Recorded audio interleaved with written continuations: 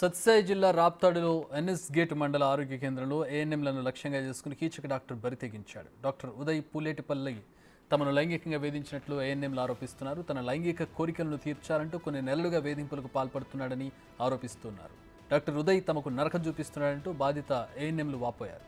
ఎందుకు డాక్టర్ వేధింపులాగకపోవడంతో సత్యసాయి జిల్లా డిఎంహెచ్ఓకు ఫిర్యాదు చేశారు.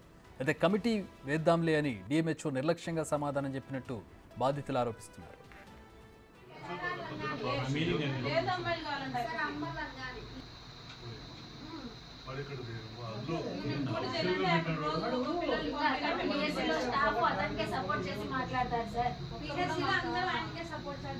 ఎందుకంటే అతనికే సపోర్ట్ సార్.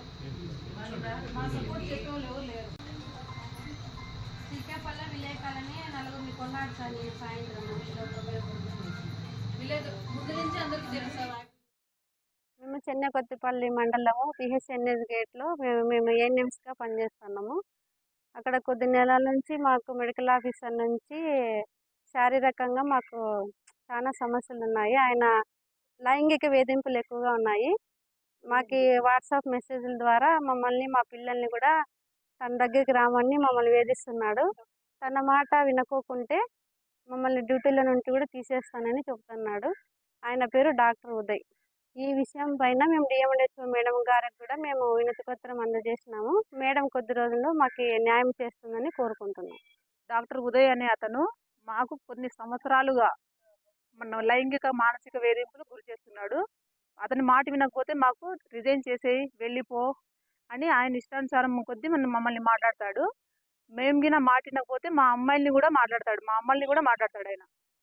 అక్కడ మాకు కొద్ది రోజుల నుంచి డాక్టర్ ఉదయ్ అని చెప్పేసి మాకు అక్కడ మానసికంగా లైంగికంగా చాలా ఇబ్బందులు పెడుతున్నాడు. అక్కడ మద్యం సేవించి పిహెచ్ఎన్ఎస్లోనే మద్యం సేవిస్తూ అక్కడ ఉన్న స్టాఫ్తో పాటు అందరికీ ఇబ్బంది పెడుతున్నాడు.